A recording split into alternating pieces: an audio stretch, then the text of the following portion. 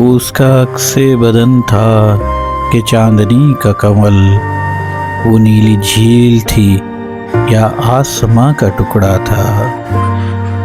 क्यों रो रहे हो राह के अंधे चिराग को, क्या बुझ गया हवा से लहू का शरार भी।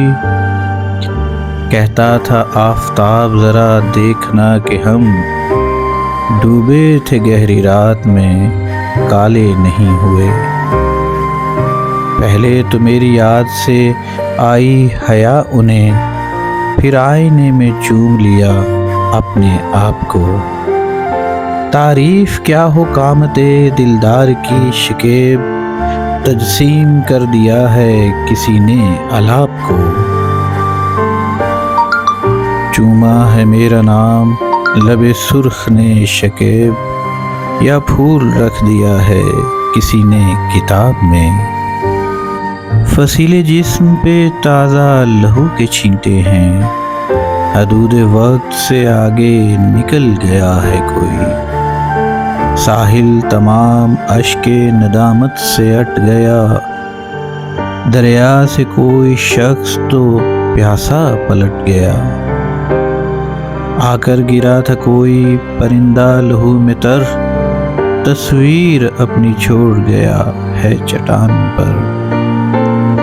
अजब नहीं जो उगे यहाँ दरख्त पानी के अश्क बोए हैं शब भर किसी ने धरती में। जीने के साथ मौत का डर है लगा हुआ, खुश्की दिखाई देती है समंदर के ख्वाब में। एक सांस की तनाब जो टूटी तो ऐ शकीब, दौड़े हैं लोग जिस्म के खैमे को थामने।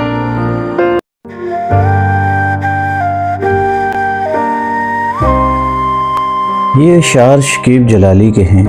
शकीब जलाली का नाम सुनते ही अहद कदीम के एक बाहया साहिब असलूब, अलीगढ़ की तहजीब से मुज़य्यन और दर्द व गम के खारदार मलबूस में एक शायर का अक्स ज़हन में दर आता है, जो रेल की पटरी पर भागते हुए सरगोदा के रेलवे स्टेशन पर एक ट्रेन से जा टकराया और ट्रेन के बेरहम पहियों ने इसकी दोनों टांगें काट के रख दी।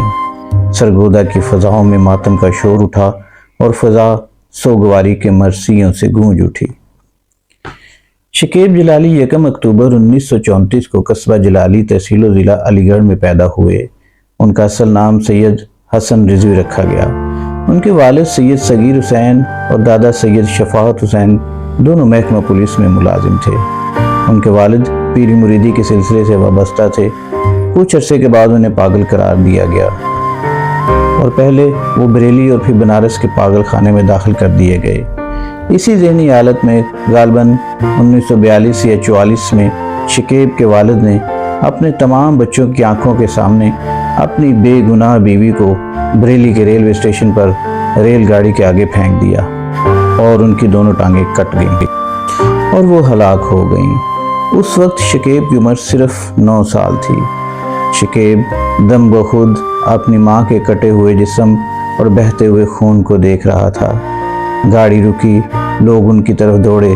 शकीब को उठाकर उसका वालिद भाग पड़ा, लेकिन पकड़ा गया और बिलाखिर उसे पागल खाने पहुंचा दिया गया।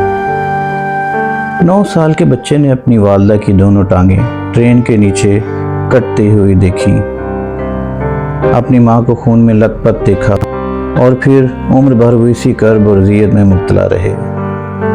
क़याम पाकिस्तान के बाद शकीब जलाली के मामू शकीब की 4 बहनों को लेकर कराची आ गए। वो खुद मैट्रिक के बाद कराची आए और बहनों को लेकर रावलपिंडी चले गए। शकीब छोटी मोटी मुलाजमतें करते रहे और साथ साथ अदीब फाजिल का इम्तहान पास कर लिया और बाद ग्रेजुएशन मुकम्मल कर ली। अपने ज़ौक़ की आबियारी के लिए हल्का अरबाब ज़ौक़ की मजालिस में भी शिरकत करते रहे।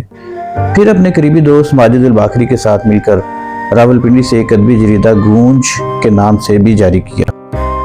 फिर उन्होंने फरवरी 1953 में वहदत और शाहकार शाया किए। 1954 में जावेद निकाला। उन्होंने सियालकोट से भी एक अदबी पर्चे का इजरा किया जिसका नाम माहनामा अजीब रखा। उनकी शादी अपनी खालाजाद मुहद्दिसा खातून से अक्टूबर 1956 में अंजाम पाई। شادی کے 7ویں سال یعنی 1963 کو سید حسین اقدس رضوی اور بعد میں سیدہ ہنا بطول نے جنم لیا۔ ہنا بطول کی پیدائش کے 2 سال بعد شکیب جلالی کی ذہنی حالت خراب ہونا شروع ہو گئی۔ ان کی اس ذہنی خلفشار میں کئی لوگوں نے اپنا حصہ ڈالا تھا، بالخصوص بکر میں قیام کے دوران وہ سخت پریشان رہے۔ وہ کئی شعراء کے حسد اور کمینگی کا شکار بھی ہوئے، جس سے ان کا ذہنی توازن بگڑ گیا اور انہیں لاہور لے جایا گیا۔ سیف زلفی نے انہیں مینٹل ہاسپٹل میں داخل کروا دیا۔ کچھ عرصے بعد وہ نارمل ہو گئے اور مینٹل ہسپتال سے واپس آ گئے۔ ڈاکٹر وزیر آگا کے بقول شکیب نے اچانک اپنی جیب سے کاغذ کا ایک پرزہ نکال کر میرے سامنے رکھ دیا اور ایک مجروح ہنسی کے ساتھ کہا، یہ میری زندگی کا حاصل ہے۔ میں نے دیکھا تو ذہنی امراض کے ہسپتال کا سرٹیفکیٹ تھا، جس میں لکھا تھا کہ مریض صحت یاب ہو کر واپس جا رہا ہے۔ گویا اب میرے اعمال میں یہ بات درج ہے کہ میں اتنا عرصہ پاگل خانے میں رہا۔ یہ سب باتیں شکیب کے ذہن میں چلنے والے کسی بڑے اور سنگین منصوبے کا اندیہ تھیں۔ سیف زلفی کے بقول شکیب ان سے کہتے تھے کہ انہیں کسی پیاری چیز کی قربانی دینے کے خواب آتے ہیں اور وہ اپنی سب سے پیاری چیز قربان کرنا چاہتے ہیں۔ سیف زلفی نے ان کی باتوں کا مفہوم بھانپ لیا اور جان بوجھ کر کہا کہ ٹھیک ہے، اپنی شاعری کی قربانی دے دو، جس پر انہوں نے کہا کہ سب سے پیاری چیز تو جان ہوتی ہے اور جان کی قربانی ہی اللہ کو پسند ہے۔ پرویز بزمی کے مطابق 12 نومبر 1966 کا سورج طلوع ہوا۔ شکیب حسب معمول گھر سے نکلے۔ ان کے قدم غیر ارادی طور پر فیکٹری ایریا کی جانب اٹھنے لگے۔ وہ ریلوے لائن کے پاس واقع موہنی فلور مل کے سامنے جا پہنچے۔ وہاں ایک دودھ دہی کی دکان تھی۔ کڑاہے میں گرم ہوتے ہوئے دودھ سے اٹھتی بھاپ دیکھ کر وہ اپنے ہونٹوں پر زبان پھیرنے لگے اور دکاندار سے دودھ کی فرمائش کی۔ اچانک ان کی نظریں قریب سے گزرتی ہوئی ریلوے لائن پر پڑی۔ کوئی نادیدہ طاقت انہیں ریلوے لائن کی طرف کھینچنے لگی۔ قریب جا کر وہ پٹری کو دیکھنے لگے، اسے اور پٹری سے خوشبو آتی ہوئی محسوس ہوئی۔ انہوں نے جھک کر پٹری کو سونگھا اور نتنوں کی پوری قوت سے خوشبو کو سمیٹنے لگے۔ خوشبو کی نشیلی کیفیت میں ان کی آنکھیں بند ہو گئیں۔ انہیں محسوس ہوا کہ ریل کی پٹری کی رنگت دودھیا ہو گئی ہے۔ اچانک ایک جھٹکے کے ساتھ ان کی آنکھ کھلی۔ سفید پٹری کی رنگت بدلنے لگی، وہ سرخ ہو رہی تھی۔ وہ گھبرا گئے، ان کا جسم پگھل کر پانی کی صورت بہنے لگا۔ خوف کے سیاہ لمبے ہاتھ ان کی طرف بڑھ رہے تھے، وہی خوف جو تمام عمر ان کا لہو چاٹتا رہا۔ وہ باغ کھڑے ہوئے اور پھر دودھ والے کی دکان پر تھے۔ انہوں نے کوٹ اتار پھینکا، جوتے اتار دیے۔ سامنے ابلتے ہوئے دودھ سے بھاپ نکل رہی تھی۔ اتنے میں انہیں ریل کی کوک سنائی دی۔ انہوں نے ریل کی طرف دیکھا، کالا انجن ایک ہیولے میں تبدیل ہونے لگا اور وہ ایک نسوانی شکل اختیار کرنے لگا جو آہستہ آہستہ واضح ہوتی گئی۔ ان کے سامنے ماں کا شفقت بھرا چہرہ تھا۔ شکیب کے پاؤں تیزی سے پٹری کی جانب اٹھنے لگے اور چند ثانیوں میں وہ جنم جنم کا پیاسا خوف کی فصیل پھلانگتا ہوا حدود وقت سے آگے نکل چکا تھا۔ شکیب ان لوگوں میں سے تھا جو ذلی بدقسمت ہوتے ہیں۔ ماں باپ کے دکھ کے علاوہ انہیں جینے کی تگ و دو میں سخت صدمے اٹھانے پڑے۔ اس کے ساتھ زندگی نے ظلم نہیں کیے، بلکہ موت نے بھی زیادتیوں کی کوئی کسر نہیں چھوڑی۔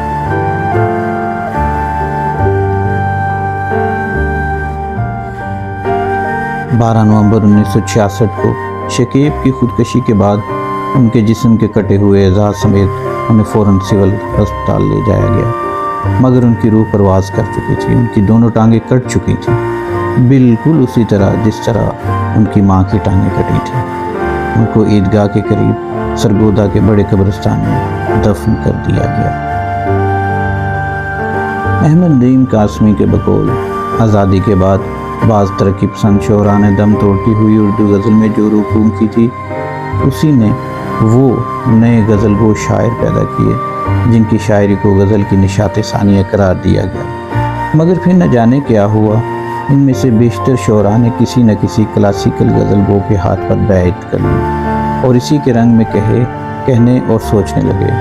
اگر اس دور میں شکیب سا شاعر پیدا نہ ہوتا تو عین ممکن تھا کہ اردو غزل ایک دم 200 سال پیچھے چلی جاتی اور آئندہ نسل میں اس کا کوئی نام لیوا باقی نہ رہتا۔ شکیب جلالی کا شعری مجموعہ روشنی ہے روشنی ان کی موت کے بعد شائع ہوا۔ ہاتھ آیا نہیں کچھ رات کی دلدل کے سوا، ہائے کس موڑ پہ خوابوں کے پرستار گرے، اتر کے ناؤ سے بھی کب سفر تمام ہوا، زمیں پہ پاؤں دھرا تو زمیں چلنے لگی، جو دل کا زہر تھا کاغذ پہ سب بکھیر دیا، پھر اپنے آپ طبیعت میری سنبھلنے لگی، چھڑا کے ہاتھ بہت دور بہہ گیا ہے چاند، کسی کے ساتھ سمندر میں ڈوبتا ہے کوئی، وہ الوداع کا منظر، وہ بھیگتی پلکیں، پسے غبار بھی کیا کیا دکھائی دیتا ہے، تو نے کہا نہ تھا کہ میں کشتی پہ بوجھ ہوں، آنکھوں کو اب نہ ڈھانپ مجھے ڈوبتے بھی دیکھ۔